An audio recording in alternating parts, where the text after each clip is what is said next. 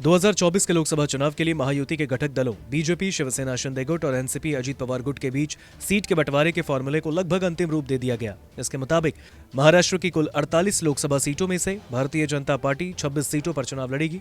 वहीं शिवसेना शिंदे गुट और एनसीपी अजीत पवार गुट शेष बची 22 सीटों पर चुनाव लड़ेंगे। बता दें कि बीजेपी 2019 में जब अविभाजित शिवसेना के साथ मिलकर चुनाव लड़ी थी, तब शिवसेना के लिए उसने 23 सीटें छोड़ी। इनमें से शिवसेना ने 18 जीती, बीजेपी ने 25 सीटों पर चुनाव लड़ा और 23 जीती। ऐसे में सवाल ये है कि इस बार वो 26वीं सीट कौन सी होगी जिस पर बीजेपी लड़ना चाहती है। इसको लेकर कई तरह के समीकरणों पर बात हुई।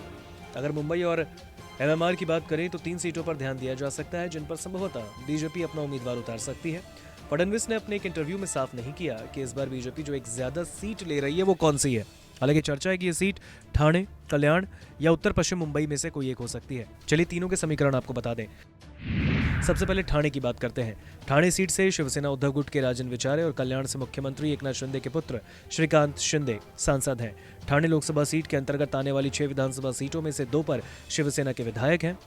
इनमें कोपरी पाचपाखाड़ी के मुख्यमंत्री एकनाथ शिंदे विधायक हैं, जबकि ओवला मझिवड़ा से उन्हीं के गुट के प्रताप सरनाइक विधायक हैं। वहीं मीरा भाईंदर से निर्दलीय ठाणे, एरोली और बेलापुर सीट पर बीजेपी का कब्जा है। वैसे भी ठाणे लोकसभा सीट भी 1991 तक बीजेपी के पास थी। उसके बाद सीट शेयरिंग में बाला साहेब ठाकरे ने इसे बीजेपी से ले लिया।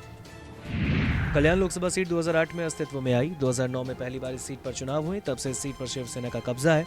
कल्याण लोकसभा सीट के अंतर्गत आने वाली 6 में से 3 सीटों उल्लासनगर, कल्याणपुर और डोंबिवली में बीजेपी के विधायक हैं, जबकि एक सीट पर शिवसेना, एनसीपी और एमएनएस के विधायक हैं। जिन 144 सीटों पर बीजेपी कभी नहीं जीती, उन सीटों में कल्याण लोकसभा की सीट भी शामिल है। मिशन 144 के तहत बीजेपी की नजर इस सीट पर है। हो सकता है कि बीजेपी इस बार कल्याण सीट से अपना उम्मीदवार उतारे और श्रीकांत शिंदे को इस बार ठाणे से चुनाव लड़ना पड़े। इसके अलावा मुंबई की उत्तर पश्चिम सीट को लेकर भी चर्चा गर्म है।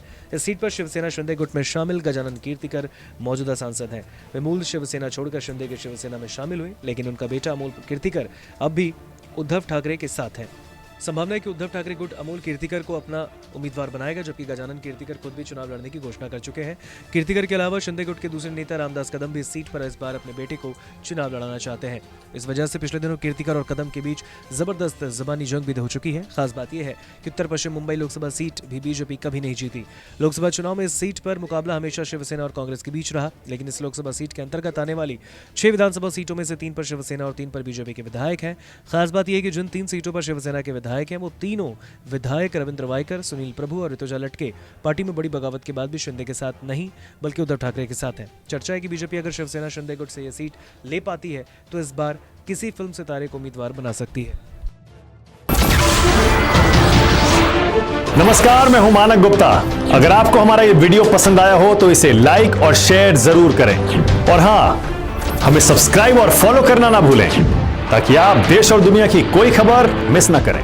तो जुड़े रहिए हमारे साथ और देखते रहिए न्यूज़ 24।